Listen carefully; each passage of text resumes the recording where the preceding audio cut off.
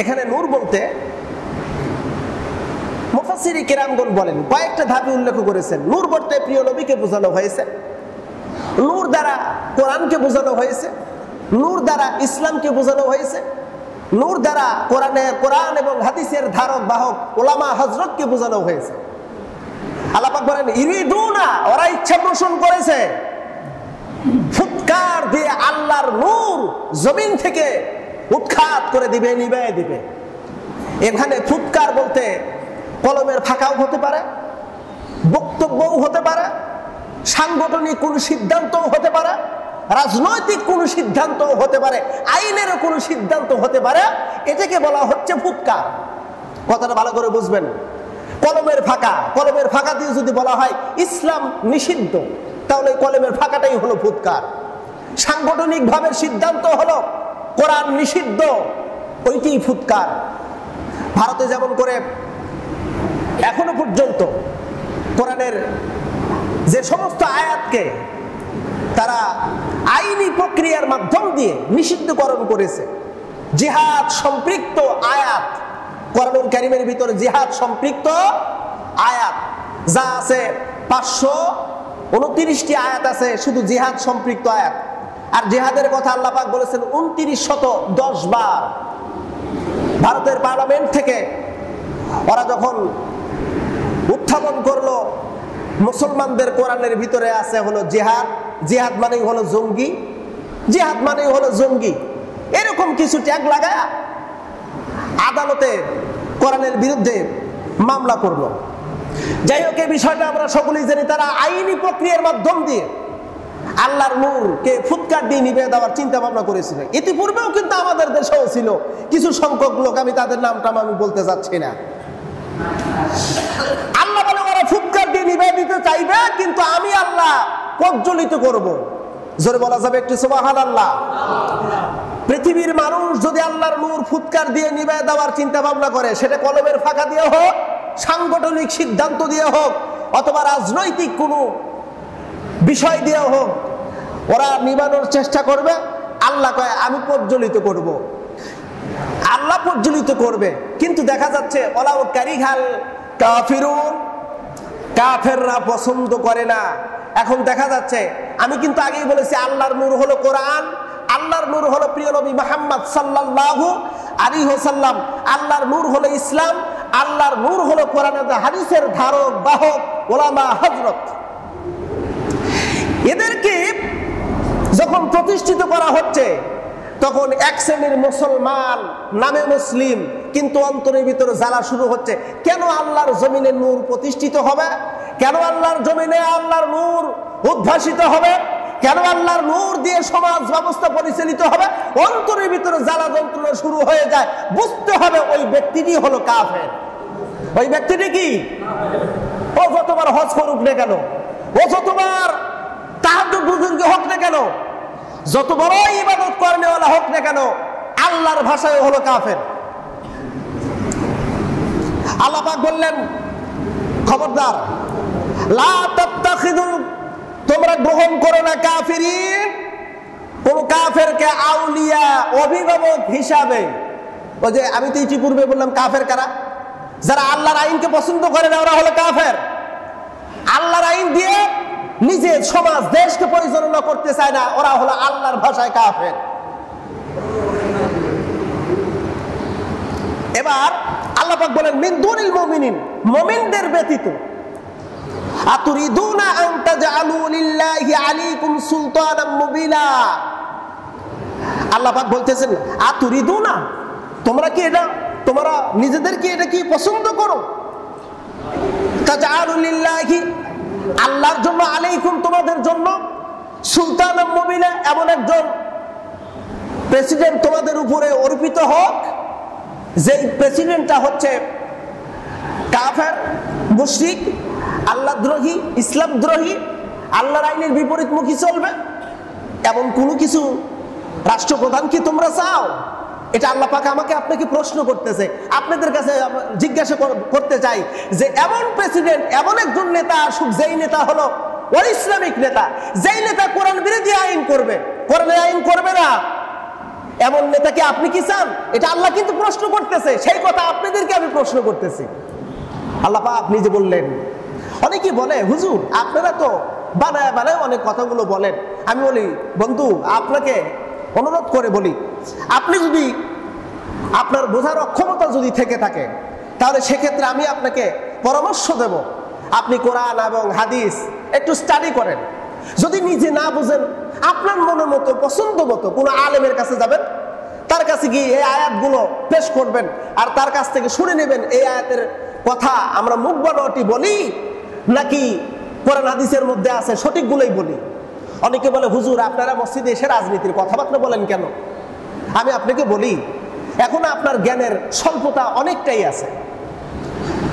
রাজনীতি মানব জীবনের হলো 14 আনা, আর 2 আনা হলো অন্যান্য মানব জীবন। আল্লাহ আমাদেরকে পৃথিবীতে প্রেরণ করেছেন, প্রত্যেকটা বিষয়ের সমস্যার সমাধান দিয়েছেন, নাকি এই বিশ্বাস আমার আপনার নাই? একটু আপনাদের কাছে জিজ্ঞাসাবাদ করতে চাই, এই কোরআন মানব জীবনের সমস্ত সমস্যার সমাধানের জন্য দিয়েছে, এটা কি আমার আপনার বিশ্বাস কি হয়? যদি সমস্ত সমস্যার সমাধান কোরআন দিয়ে যদি থাকে, তাহলে মানব জীবনের একটা অধ্যায়, তার নাম হলো রাজনীতি। অবশ্য এই রাজনীতিরও সমাধান কোরআনের মধ্যে থাকার কথা। কথা বলেন, থাকার কথা আছে না নাই? আছে। কিন্তু আমাদের ব্রেন, আমাদের স্মৃতিশক্তি বক্রতার কারণে আমরা সহজ বিষয়টাকে বুঝতে অক্ষম। প্রিয় বন্ধুরা, ভালো করে বুঝবেন, আল্লাহ পাক রব্বুল আলামিন বললেন ওই সমস্ত কাফের অভিভাবকদেরকে তোমরা কখনোই গ্রহণ করতে পারবে না। যে সমস্ত কাফের অভিভাবককে তোমরা ইচ্ছা পোষণ করো যে এদেরকে দিয়ে আমি আমার সমাজ পরিচালনা করাবো, এদের হাতেই বুঝি আমরা নিরাপদ, কিন্তু লক্ষ্য করে দেখো তাদের কাজকর্ম কেমন। আল্লাহ পাক ইতিপূর্বে কোরআনুল কারীমে সূরাতুল বাকারার শুরুর দিকে বললেন ওয়া ইযা কিলা লাহুম লা তুফসিদু ফিল আরদ, ওই সমস্ত ব্যক্তিদেরকে যদি বলা হয় জমিনে ফাসাদ সৃষ্টি করো না, নৈরাজ্য সৃষ্টি করো না, সন্ত্রাসী কর্মকাণ্ড করো না, ওরা বলে ক্বালু, ওরা বলে আমরা ফাসাদ সৃষ্টি করতেছি না, বরং আমরা এই জমিনের ভিতর শান্তি বিরাজ করার লক্ষ্যে কাজ করতেছি। ওরা চাঁদাবাজি করবে, টেন্ডারবাজি করবে, রিক্সা গ্যারেজ দখল করবে, বাজার ঘাট দখল করবে, ওরা অন্যের সম্পদ দখল করবে, মাত্র 10 কেজির চাউল পর্যন্ত আত্মসাৎ করবে। তারপরে ওদেরকে যদি বলা হয় বন্ধু এগুলো করেন কেন, বলে এগুলো তো আমরা সমাজ দেশের জন্যই করতেছি।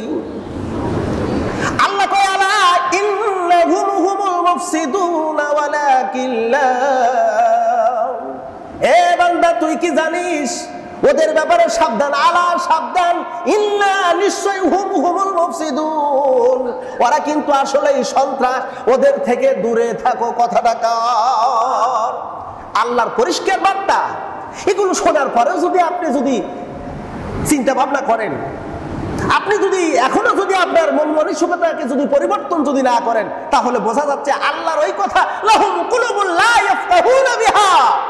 আল্লাহ কয় আমি তোরে কলব দিলাম, বোঝার মতন একটা আদালত দিলাম, এই আদালতের ভিতরে আনার পরেও তুমি যদি সঠিকটা নির্ণয় করতে না পারো, তাহলে শুনে রাখো বান্দা, উলাইকা কালানাম, তুমি চতুষ্পাদ জন্তু, বালহুম আদাল, তুমি 4 পায়া জানোয়ারের চাইতেও নিকৃষ্ট, 4 পায়া জানোয়ারের চাইতেও নিকৃষ্ট।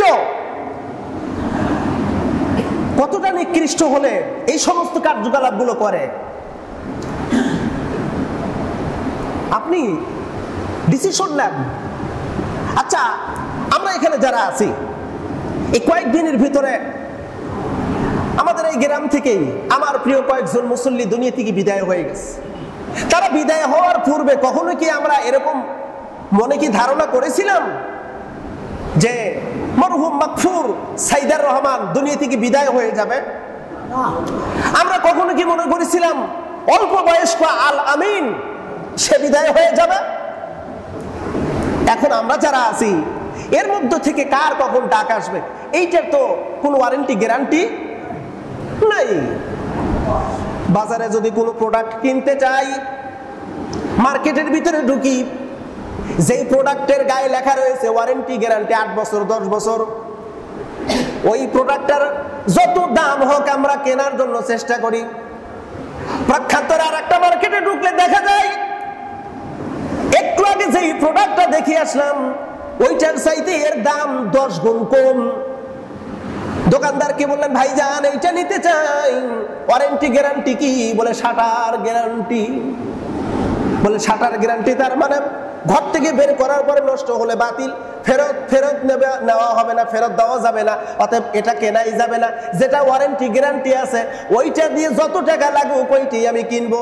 বন্ধু, আমি তোমাকে এই এক্সাম্পল, এই দৃষ্টান্ত দিতে যাই যেইটার মৃত্যুর ওয়ারেন্টি গ্যারান্টি নাই।